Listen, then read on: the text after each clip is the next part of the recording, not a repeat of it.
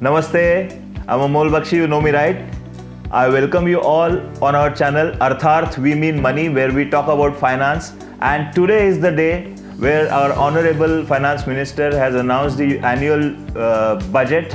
And like you, like a layman, I also don't understand a thing about finance. So we have our expert Rohit Ranade with us as usual. But today Rohit Ranade is going to be with other panelists who are also the experts in this finance field. So Rohit Ranade is going to moderate a session, a discussion with these experts on this budget of 2021. So let's go to Rohit and understand this budget piece by piece. Hello friends. You must be surprised that why I am here instead of Amol Bakshi today. The very reason is that today I'll be the host for all of you on Artharth. We'll be bringing you a new video on the Union Budget 2021. I will be interviewing a panel of tax experts, chartered accountants and consultants for you. We'll be bringing all the intricacies and important points which you must know about Union Budget 2021. Keep watching.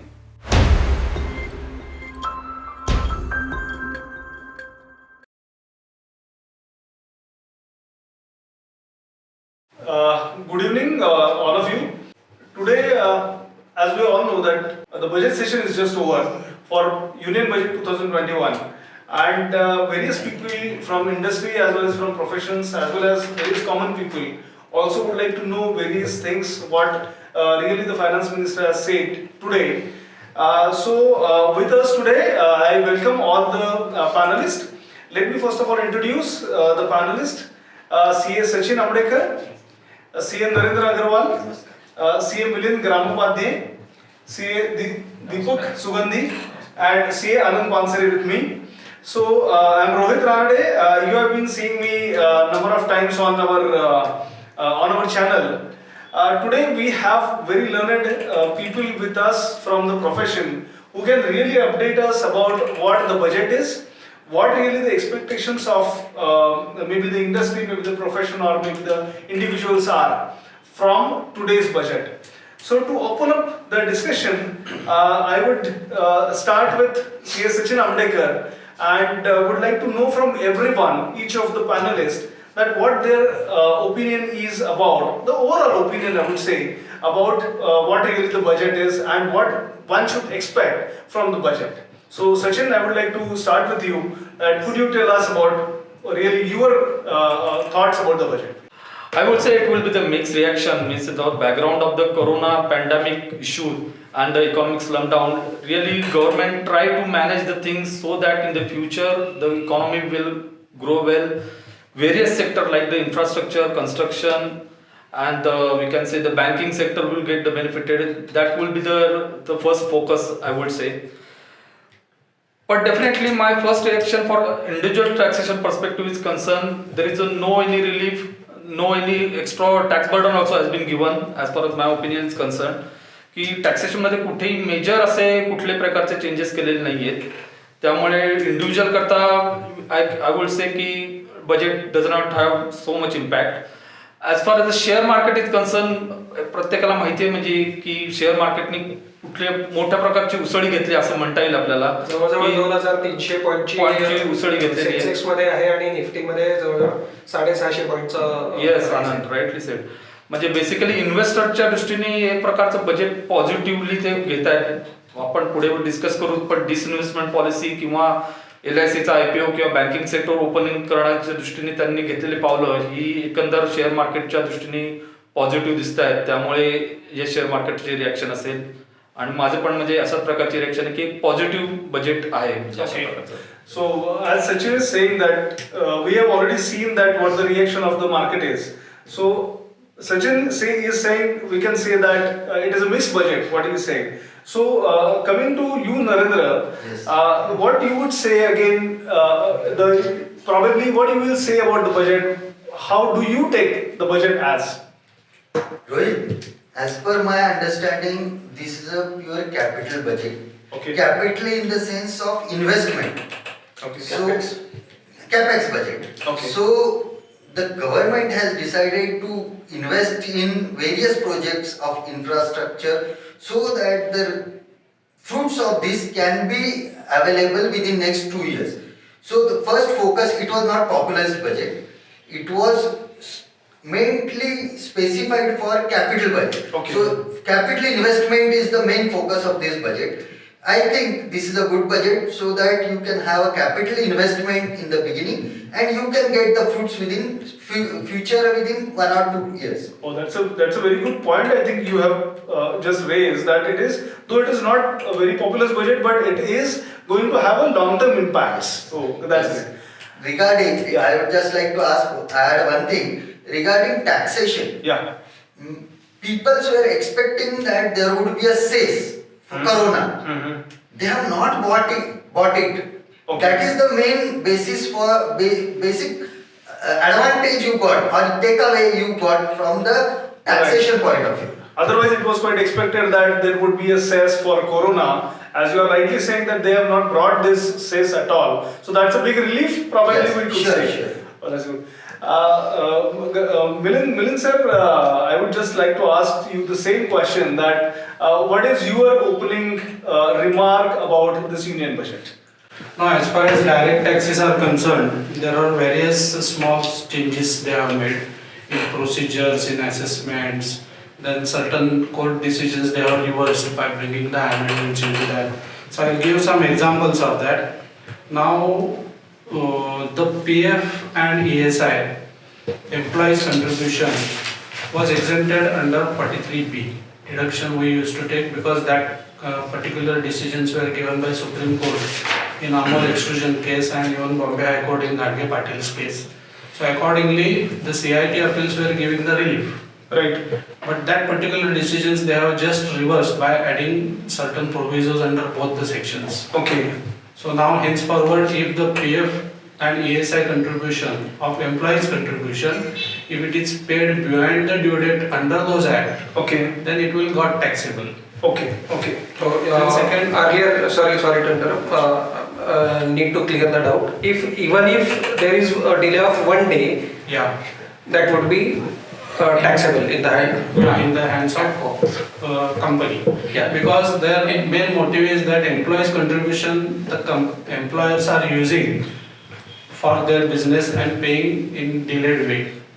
And that delay will cause harm to the employee, that he will lose interest Interest on that period. period. So, I would just like to ask one thing in this, that earlier the amendment brought in was clarificatory in nature, so it was applicable from the beginning of the day, Yeah. beginning of that. Whether this is in that nature or it would be prospective. No, it is not prospective. It is applicable from 1/4/21 onwards only. That means assessment year 21-22. So what you are saying is again coming back to the opening remarks, I would say. So you mean to say there are a lot of changes which have happened. So probably, as Narendra has said, it is a long-term budget. And would you say that the professionals or the businessmen both have to be very careful in future? Yeah, exactly. They should be very careful because certain provisions they have brought in by way of preponing the assessments, preponing the filing of revised return or belated return. Because according to them, since the computerization is vast, Yeah. there is no time limit is required for giving so much of period to the exercise. Okay. Now, for example, here belated return or the revised return should be filed before 3 months from the end, before the end of the assessment year. Means by end of December only you have to file. Correct. After that you are not eligible to file those returns. Okay. I think we'll come back to you for the detailed discussion about, because I think I could see over here there are a lot of points you have. So from as a professional as well as somebody who is representing probably business community as well. So probably I would be more interested in listening to a lot of things, a lot of points I could see in all your paper. So probably everybody from the panel would like to listen to you. So just I'll conclude with Deepak. Deepak, what are your opening remarks about the budget? It's a long-term budget. Basically, what industry was expecting all these years was continuity in policies. So, it seems they have taken care of that continuity in policies in the current budget. And it is our stated ambition to have a $5 trillion economy by 2025. So, because of this COVID pandemic, we had a major setback. All economies had a setback, but since we being a developing country, we had a major setback. So, if you see at the macro level, they are stressing on capital goods industry. And in economics, we have stated that capital goods industry has a trickle-down effect. So, and its benefits start flowing immediately. As the finance minister explained in her budget speech, the projects may get completed in couple of years, but the benefits start flowing into the economy immediately. So, and they are long-term projects. It's not that 6 months mein khatam ho gaya. No, those infrastructure projects are for 2 years, 3 years. So, it is a continuation of spending by government, and in addition to that, government is encouraging private industry to also invest in manufacturing setup and services setup through various policies in taxation as well as regulatory matters like FDI and other things. So I think this is the right direction in towards long-term policy stability from investors' point of view. Okay. So a new point is added probably to our discussion is that this would be a continuity to the earlier budgets. There would be a long-term policy making, probably as you are very rightly saying. So again, to sum up on the opening remarks, Anand, what would you say about the budget and how do you see the budget to be? As per the general public perspective, as rightly pointed out earlier by our learned faculty, the general public have taken up the budget quite positively by showing up the results in Sensex and Nifty as well. And rightly pointed out by the other faculties, learned faculties as well, that it is a not per se the populist budget, but overall the capitalized budget. So, all in all, good marks for finance minister on this, and a very good budget for going forward. Okay. So we have just got the initial feedbacks from all the panelists.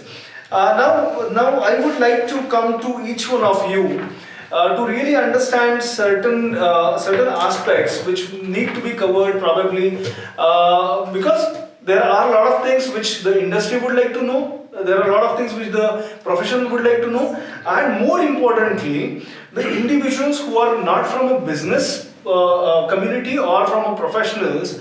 So that is the individuals, the senior citizens might be expecting something from you. Sachin, my question to you would be, so really what, as a common man who's not belonging to the industry and who's not belonging to a profession as well, so like a profession of chartered accountancy or maybe taxation. So how do you see a budget from an individual's perspective or a common man's perspective? Okay. As far as I said earlier, that as far as taxation is concerned, there is no any big change in the taxation of the individual assets. So whatever the tax rate, what was prevailed in the 1920 will be continued in 1920 will continue in 21-22 also. Only some changes, procedural changes we can say, or some ITR relief has been given some super senior citizens, that only. So as everybody knows that some news headlines are coming that super senior citizen means above 75-year age senior citizen need not to pay any tax. That is actually a very false perspective. It is not so that taxation has not been removed for the super senior citizens. Means only for the senior citizens, means super senior citizen above 75 years, they need not to file the income tax return if they are earning only the pension and interest income. That's only the change has been made.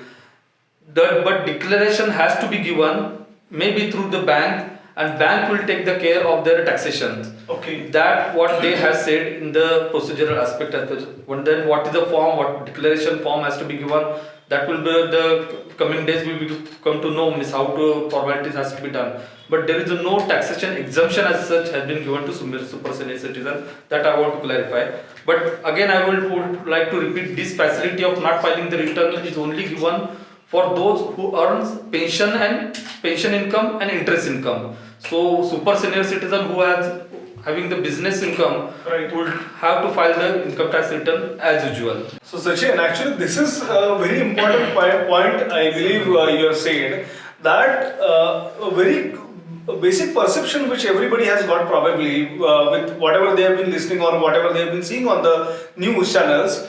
So that means that it is not so that you are not supposed to file the returns. So it is only that you have, if only and only if you have an income from pension and interest, then only you are not supposed to file the return of income. But there is no exemption from the tax, right? Absolutely. So that is something which is a very important point, I feel. So you please continue. I think there were certain other points you had in mind. Yes. About the individuals. Yes. Yeah. Regarding now individuals, second point is regarding dividend taxation. As you know that from the last year, dividends is taxable in the hands of the individual whoso get the dividend from the companies. Now the taxation remains same, only against some procedural changes. That last year the TDS on dividend was applicable. That company while paying the dividend has to make the TDS and they have to file the return, we will get the credit. That aspect has been removed and now there will be no TDS and responsibility is upon taxpayer to pay the tax on the dividend. That is, you can say, the big procedural changes as far as the TDS dividend taxation is concerned. One more point to add in the dividend Yes. this thing. Dividend declaration is the point of taxation for Absolutely. interest consideration under section 234B and C. Actually, I was about to cover this. Absolutely, Anand rightly said. Now the responsibility is upon the individual taxpayer to pay the tax on the dividend. Now the advance tax is concerned. You can say the big relief has been given by the government that you need not to, definitely dividend could not be predicted that how much dividend I would get during the year, which is the base of the calculation of advance tax. So relief has been given by the government that there is no need to pay the advance tax on dividend. Rather, I will say the dividend or advance tax on dividend has to be paid in the quarter in which the dividend has been declared or received. Okay. To the taxpayer. So if somebody has received the dividend in the month of say January, then he has to pay that advance tax on dividend in the March only. He definitely could not predict in the June, September, December advance tax installment how much advance tax has been paid on the dividend. So that This has been made at par with advance tax on long-term capital Absolutely. gains. Absolutely right. Absolutely There right. also the installment due for advance tax for long-term, that particular long-term capital gain was from the date of long-term capital gain. So previous advance tax dates were not applicable. Okay, so that means the individual has to be very careful. So this is what a takeaway probably I would have, that if suppose it is an interim dividend also, then also you have to be very careful that if there is an interim dividend or there could be a final dividend. anything. So you have to be careful enough to ensure that you are paying the advance tax, whether it is an interim dividend declaration or there could be a final dividend declaration. Okay, these are some of the very important points probably. Before we go to next topic, I have noted two googlies in individual taxation. Oh, okay. First is relating to leave travel allowance. Okay. So they have brought an amendment saying that only one person can claim LTA deduction benefit against any set of documents or evidence. Initially it doesn't make any sense, but my reading is they have tried to cover a situation where both husband and wife were claiming LTA deduction individually on same trip. Okay. So theoretically it was possible. In some companies they were taking the original copies, so there it was not possible. But wherever they were taking photocopies, it was possible. So I think they are trying to plug in this loophole. They have made it specific that only one person can claim LTA against a particular expenditure. Okay, so whatever the loophole was there, that has been done. Yeah. Okay. And second one is relating to receipt of maturity amount of ULIP linked insurance amount. So under section 10(10)(d), it is exempt. Correct. But they have now brought a proviso. Mhm. The exemption will be available only if the annual premium paid on that. Earlier it was only limited to 10%, that one condition. Right. So another condition they have added is that premium amount should be less than 2.5 lakhs. So, Okay, so, okay. so high net worth individuals who are investing huge sums in these insurance policies to earn tax-free income after 10 years. Right. Considering that 10% this thing. So for them also this exemption has been excluded, so they will also be taxable. So any as per my reading from 1st April 2021, where whatever maturity receipts are there, even if for last 9 years if you have paid this more than 2.5 lakhs, you will get covered under taxation. So Oh. exemption, you are losing the exemption. Okay, so these are really too googly is probably what you have rightly said. So one has to be very careful while claiming the deduction under section 10(10)(d) as well. Now, after the individual part is covered, Narendra, I would like to ask you a very important thing which everybody is keen to know about, because as we know that the individuals would like to know, those who are not from business community. Similarly, not only the individuals but also people from real estate sector, because this is one of the sector which we find that it is very important. So what would be the takeaways from this budget? So as far as real estate sector is concerned, broadly speaking, I can also ask you that what would be the impacts on the infrastructure or maybe the real estate sector. So this is the question for you. Rohit, this is a good question. Yeah. Infrastructure or rather real estate needs boom now. True. Because it is already at a lower stage and it has reduced the, now there are various flats which are vacant. So it needs a boost. Real estate really needs a boost. Correct. But before that, as I said in the opening remarks, this is a capital oriented budget. Yes. So the Union government have decided that they will focus on the infrastructures and capital investment so that it can benefit in future. This, they have got some various benefits for highway authority, then railway projects, public service projects, metros, power, then waterways, Right. solar energy, one more thing, airways. They have bought in, they have decided to invest huge amount in these projects. So that is why the government's focus is on infrastructure, development of infrastructure. And that is why I say that it is a capital oriented, It's a kind of long-term budget, you will say. capital oriented budget. One of them is real estate. And in real estate also, they have focused on new scheme which has come like affordable renting house renting. Okay, affordable house renting. Yeah. Fine. Earlier there was affordable Housing was housing there. project was there Correct. for sale of the property, Flats. sale of the flats. Right. On the same lines, they have come out with the affordable renting projects. Okay. For affordable housing, they have extended the deduction, additional deduction which was there under section 80 EEA, Okay, so that's 1.5 lakhs. 1.5 lakhs. Right. That has been extended for one more year. That Okay, is up okay. to 31,322 you can take this benefit. Okay. One more they have given for affordable housing, that there was a tax holiday to the builders, Correct. which has been increased by one more year up to Okay. 31,322. Okay. And now they have come out with a affordable rental housing projects. Okay.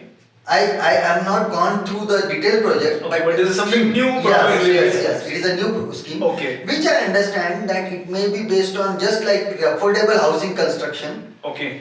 The No, basically in budget speech, the finance minister said that it is to targeted towards migrant laborers also. yes, Okay, yes, okay, migrant okay, laborers. okay. So what I think is like that they should be allowed to construct small houses like 60 square meters, etc. Okay. And if that has been given on rent to migrant workers low level workers, Okay. then there would be a benefits to the builder, Okay. like Okay. tax exemption Okay. or tax holiday like that. Tax holiday, it's a 100% tax holiday. Tax Okay, holiday. okay. So this is altogether a different concept, probably. Yeah, yeah. So they have also considered for the migrant laborers. Yes. Okay, that's So the that's crux of new this thing. coronavirus. Right. Because there are again industrial zones like Pune we stay in. Yeah. So there are automobile sectors or some other sectors like, and when the migrant laborers are coming, they find it very difficult to get the houses.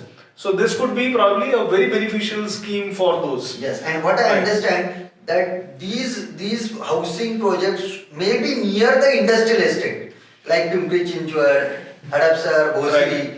so that the migrant workers don't have to travel much, they won't have to spend the time in traveling, and they can work, and those will help the other industries to grow up. Okay, so obviously the expectation of maybe the budget would be that these kind of housing schemes should be made available to the migrant workers probably at a lower rates. Yes. So the way they were going ahead with the the affordable housing, so similarly probably they might be pushing it through. So the houses will be available to the migrant workers maybe at a lower rate. So that could be the thought behind this. Yes. Continuing with construction industry, Yeah. under section 43 CA, where the margin of consideration to stamp duty value, where only 10% was there, Yeah. they have extended to 20%. Okay. With few conditions, that is basically available to builder on first sale. So that is further in as an incentive for construction industry, Oh. real estate industry basically. Oh, okay. So that benefit continues. Okay. Again, now coming to a topic which is probably very close to my heart, I would say, because being a professional from finance field,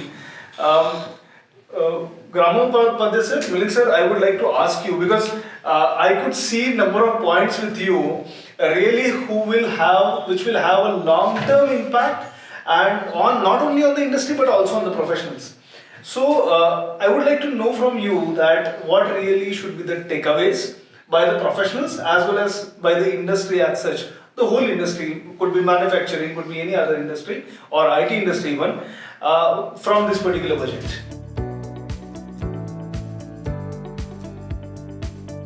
Whew. That discussion was exhausting, but yes, it was fruitful and it was a learning experience for all of us, right? I hope you must have understood this budget in detail. So just go back to this video if you haven't understood. Learn everything and use it in your finance. Remember, we have already learned that accounts and finance is different, right? So we'll keep on coming on this channel. If you like this video, please hit the like button. Please share our video and subscribe to our channel, because henceforth in this year we are going to come up with many more such topics which are important in our daily life, in our finances, in our accounts, from the layman's perspective. Signing off, Amol Bakshi on Artharth We Mean Money.